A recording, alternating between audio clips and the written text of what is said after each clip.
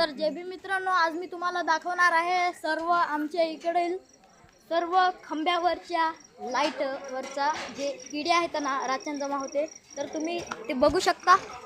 खूप सारे किडे आहेत. आमच्या अंगात पण घुसत आहे. माझा मित्र पण इथं आहे.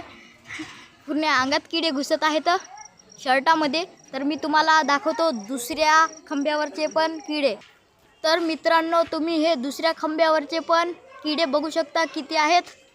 आणि मी आता तुम्हाला दाखवणार आहे आमच्या झेंड्यापासल्या जे खांबा आहे तिथले किडे.